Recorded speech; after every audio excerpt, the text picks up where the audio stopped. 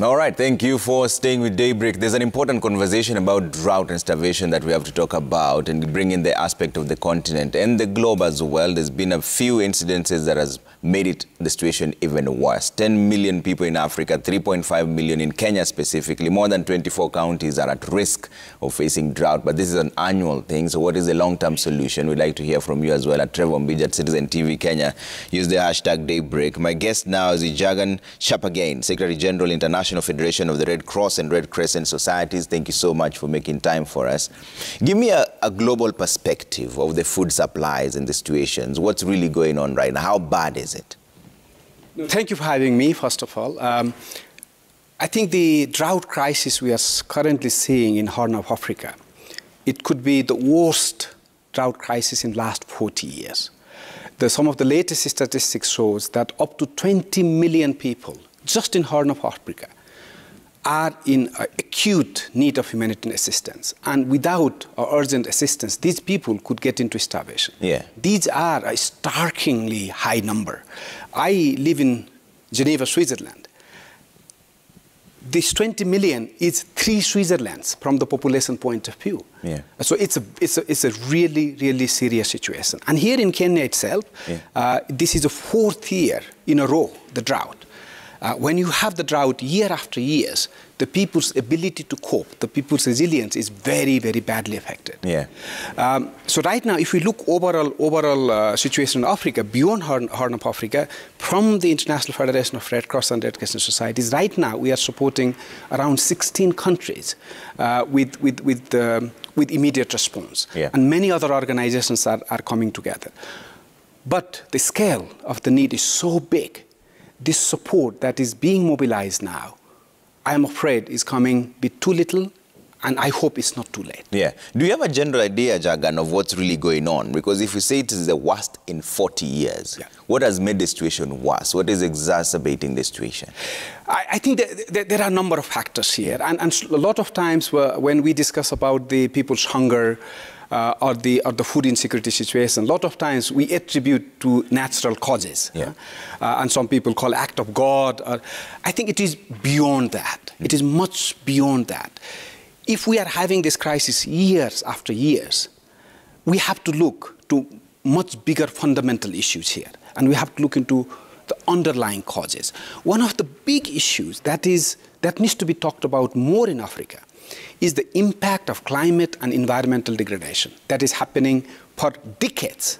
Yeah. And of course, there have been a lot of discussions globally. The last COP26 in Glasgow, there was, of course, a huge progress made around investment in the climate mitigation and adaptation.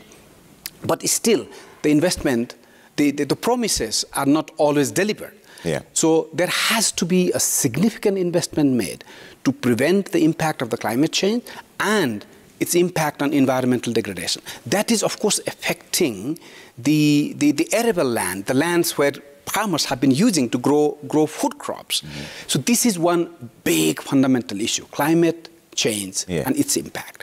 The second aspect is the model of development. Of course, billions have been spent in Africa by the governments, by their international partners, the development organizations. Now, I think when we invest on the development for these many years, are we investing it in such a way that it builds the resilience of the population?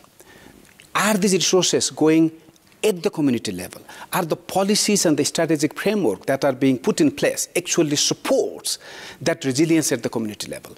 And clearly, when we see this drought coming, and which is appeared to be the worst in 40 years, it demonstrates that there has to be a much broader look on how do we address the drought crisis rather than just bringing the food whenever there is a crisis.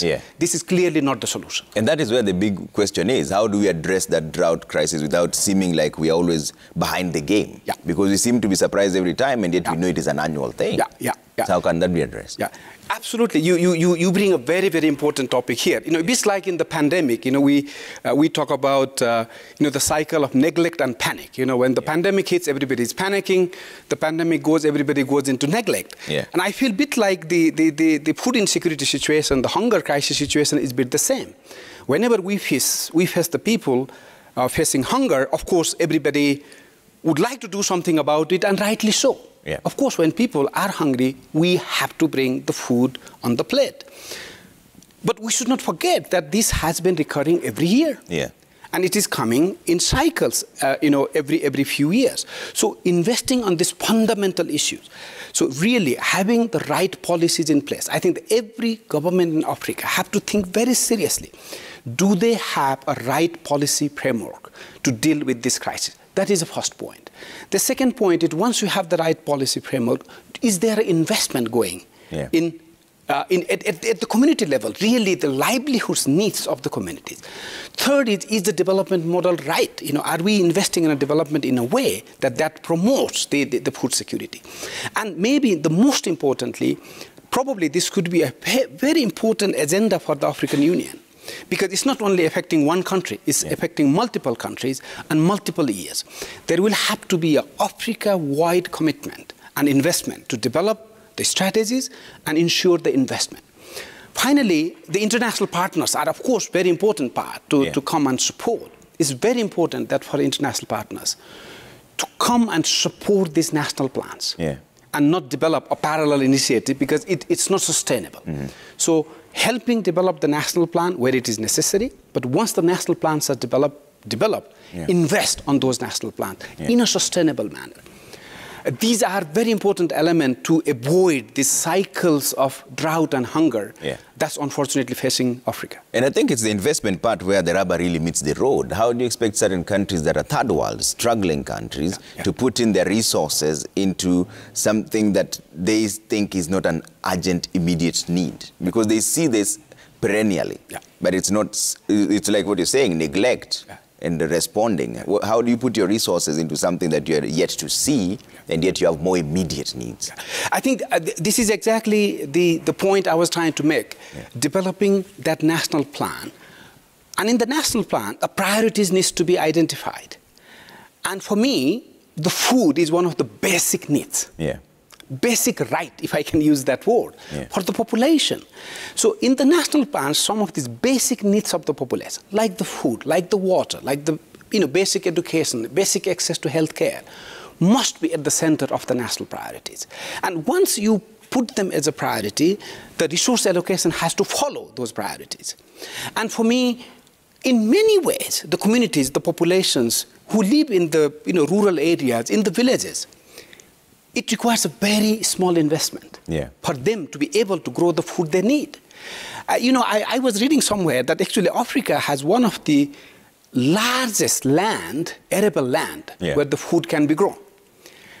So somehow the governments have to develop a strategy to tap that potential of the land capacity that exists in Africa. So I think, so for me, the prioritization and allocating resources to those priorities is key. Okay.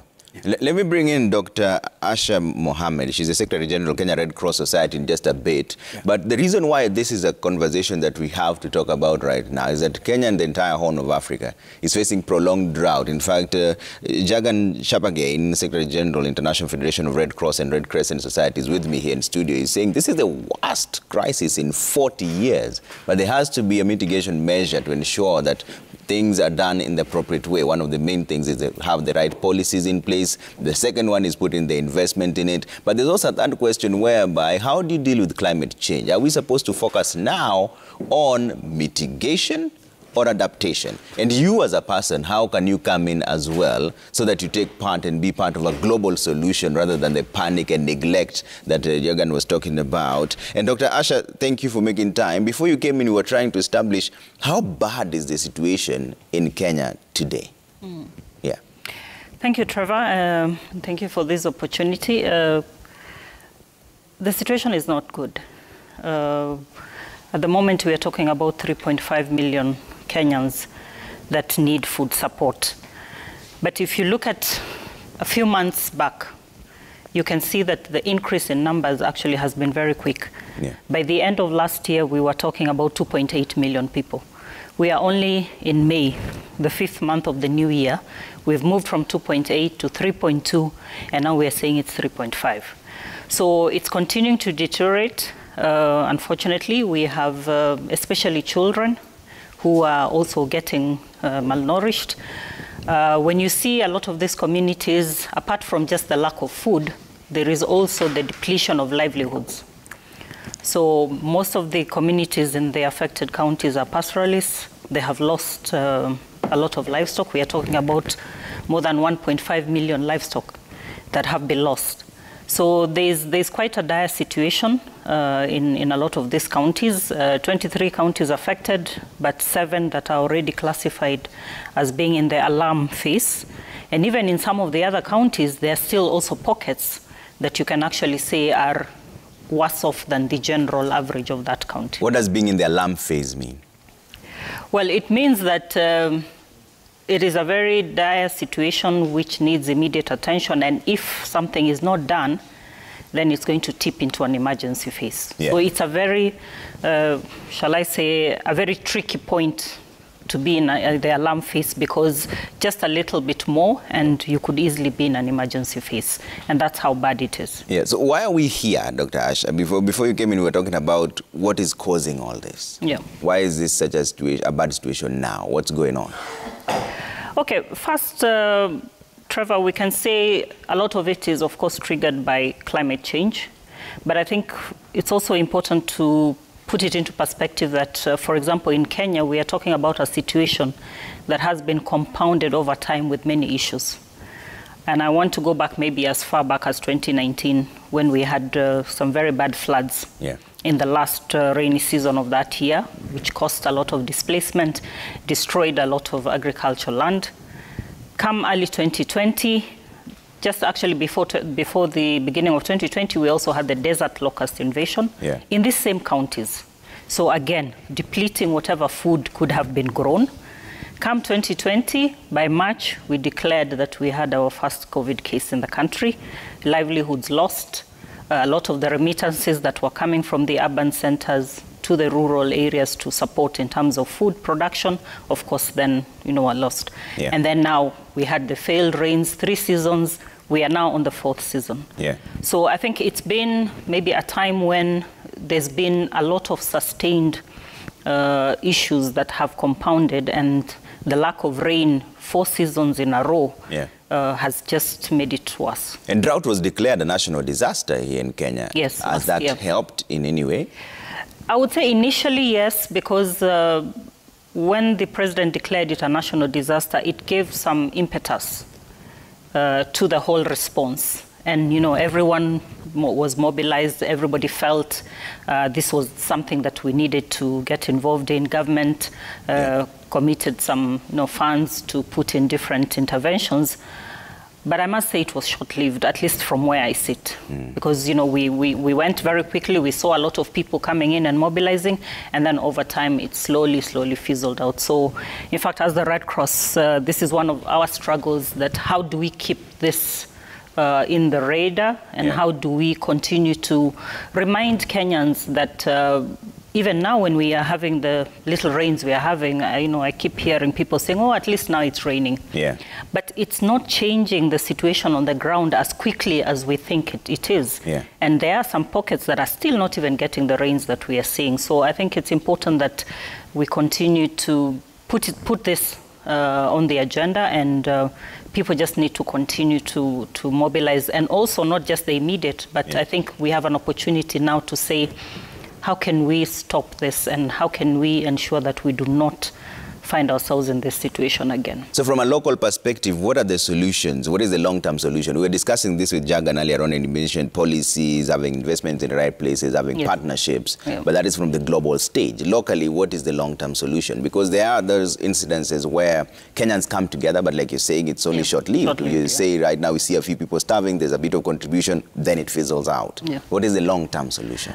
For me, I think one, yes, is the question of policy, the plans, and I must say that I think in Kenya we are very good.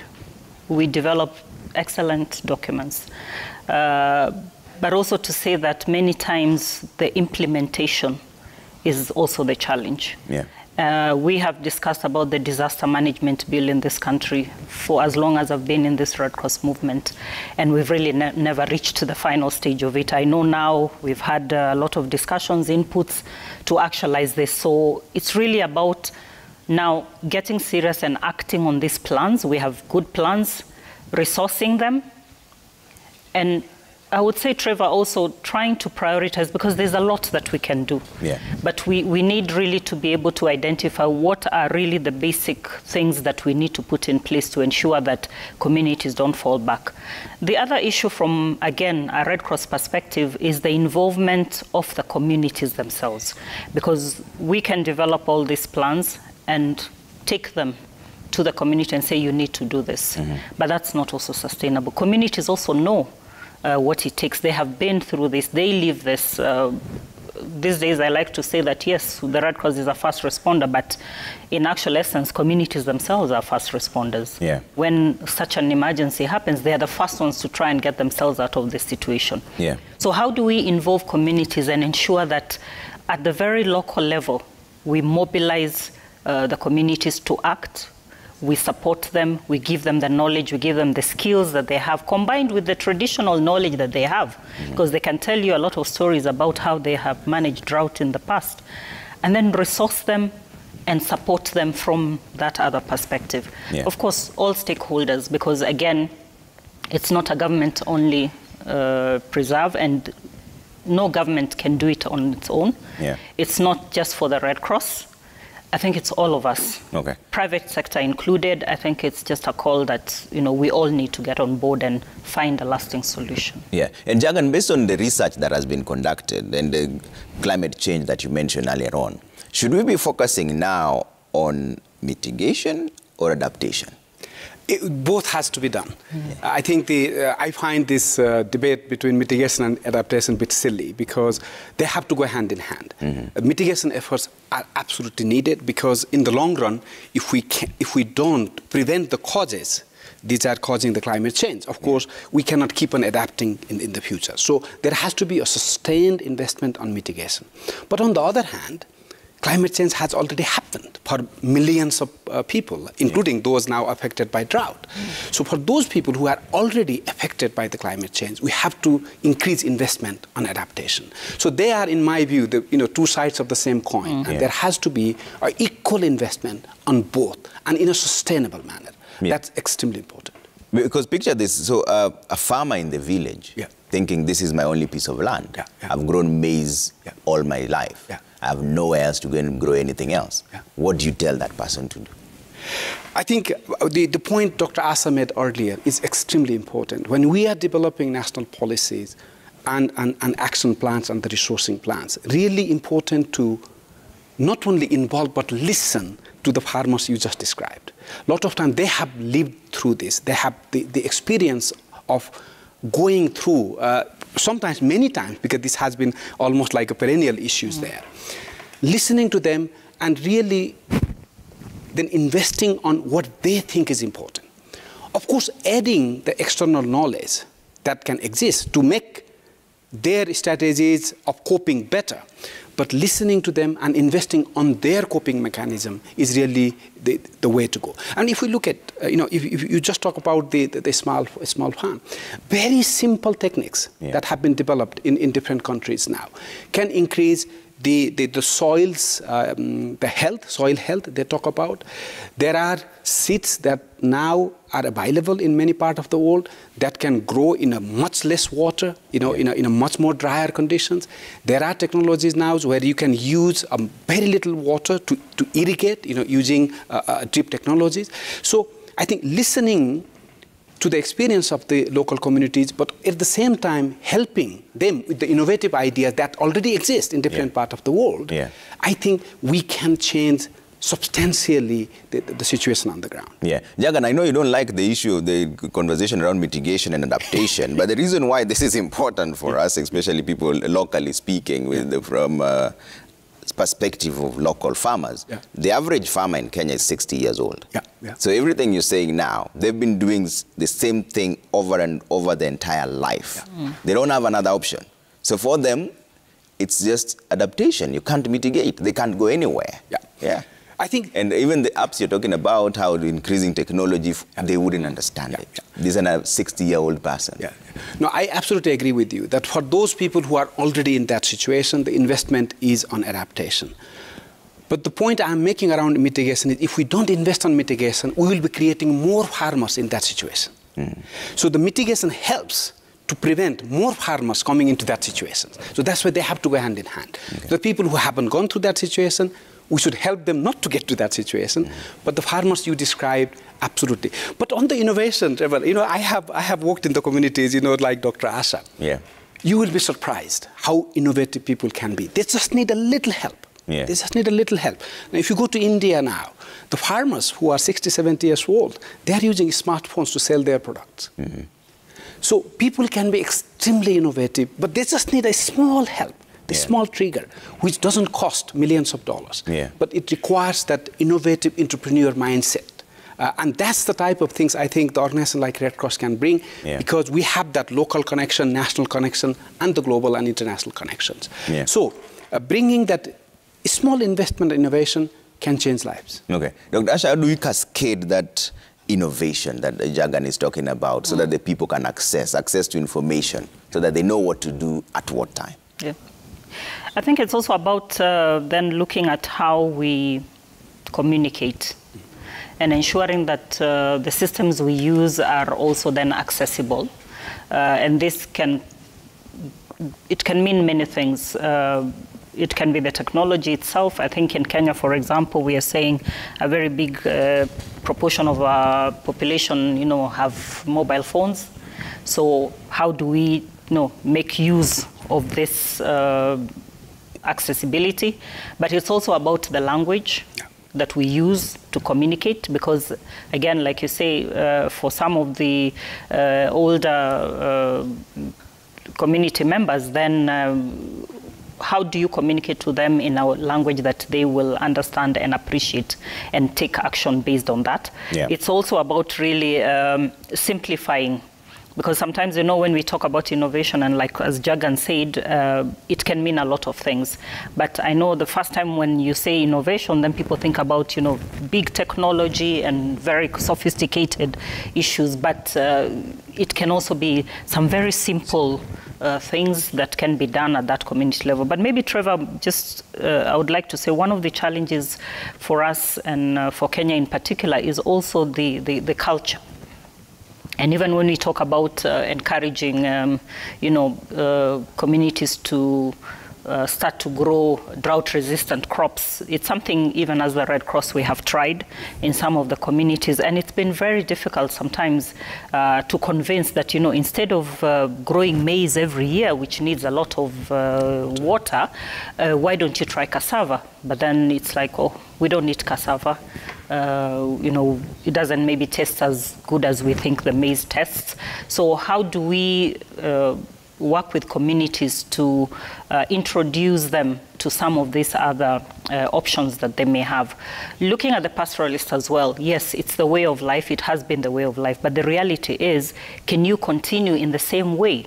And I'm really hoping, especially for us in Kenya, after these 2 years of, continuous drought situation, that maybe these conversations can be easier now, because farmers have seen actually, the pastoralists have lost millions of livestock. Is there a different way? Yes, it's related to the wealth. You don't want to lose it. You don't want to sell it. But can we have some insurance maybe that you put your money in the insurance, and hopefully then if there is a loss, you still get your money back? Because I think one of the challenges we will have going forward is how do we bring back this community that has lost so much of its livelihood to be able to continue. And also the role of the people as we wind up on this conversation. What role can the people play, and how do they play it? I think it's at different levels. Like we said, first and foremost, the communities themselves, and it's about mobilizing at that very local level. And we have many structures which we can use, whether they are governmental structures, whether they are structures like with the Red Cross or with other community-based organizations. I think we need to start taking stock of these structures that exist, but also then use those structures and be able then to bring communities together to start to have these conversations and also try some of this methodology. I think one of the things I find is a little bit averse in our Kenyan situation is that we believe so much in success that we don't want to try, and if we fail, then it's a problem. And I think this is the change in mindset that we have to, because we have to try. Yeah. We have to try. We can't just sit back and say, oh, it will not work, or maybe it was done before and it didn't work. We can't stop because we don't have another option. We don't have a better choice but to keep on. So I think mobilizing people at different levels and mobilizing different stakeholders, but just encouraging that I think each and every one of us can make a contribution. It does not matter how small. Even in my own small community, what is it that I can also do? Because today, even as we speak, people need food. So how many of us, even as Kenyans, are thinking about our next door neighbor? Are they eating? Yeah. Yet it may not just be for drought, but it could be because they lost their job because of COVID. Yeah. So who's taking care of, our brothers and sisters? And Jagan, we live in a global stage where we are all interlinked. The war in Ukraine and Russia has a trickle-down effect to almost everyone. What role can the people now play, in your view, from the global perspective? Yeah, I think the conflict in Ukraine is having a massive impact, and we could already see its impact in a number of countries. Africa imports its wheat and many other food items from Russia and Ukraine. I saw somewhere that actually Kenya imports 67% of its wheat from Ukraine. And now, of course, with the ongoing conflict there, the supply chain is already being disrupted, and we fear that the disruption will continue. So the one big challenge now is the disruption in the supply chain and the availability of the food. That means the alternative market should be available. And I'm not so sure the market could adapt this quickly to address the needs. Yeah. In a situation where there already is a food scarcity situation in Africa. So that's a huge challenge. Many parts of the world will face, but particularly Africa. The second impact of the conflict there is, of course, the international solidarity. There is so much attention on the conflict there. Yeah. So the most of the donors' attention has been there. And of course, a lot of resources are being committed to that crisis, and rightly so. But one of the things what we are trying to do is that while we support the civilian population affected by the conflict in Ukraine, we should not forget the other humanitarian situation, like the drought situation in Africa. And this is one of the reasons I'm here, actually, to see that we have to continue to highlight the humanitarian crisis in other parts of the world, too. Okay. And finally, what is your rallying call to the governments and the people specifically as we wind up on this? What would you like the government to understand, and what do you want the people to understand? I think for me, my call to the government in Africa would be that I think we have to prevent these cycles of panic and neglect, not only for pandemic, but also for food and hunger situation. I think there has to be a continent-wide approach and agreement, and I think the African Union could lead on that and have all the governments commit to our action plan. The Africa, as I mentioned earlier, has enough arable land to grow enough food for Africa. So I think the countries have to come around on a plan where everybody commits to, and as Dr. Asha was saying before, not only commit to, but then actually implement it. This is a problem that Africa can overcome if there is a commitment. All right. Dr. Mohammed, your rallying call to the governments and the people. No, I think as I said earlier, for me, I think we already have some good plans. We know what needs to be done. Yeah. And I think it's just about acting. I think it's just to say, well, there's no better time to say we need to act. So I think we can have a lot of conversations, we can highlight the situation on the ground, but we just need to get on with it. All right. Thank you so much for making time this morning. Jagan Chapangen, Secretary General, International Federation of Red Cross and Red Crescent Societies, and Dr. Asha Mohammed, Secretary General, Kenya Red Cross Society. Asante sana for making time. This is an important conversation, and like they say, it is time to act because it is a bad situation. All right? We're taking a quick break here on Daybreak. When we come back, it's time for cooking tips on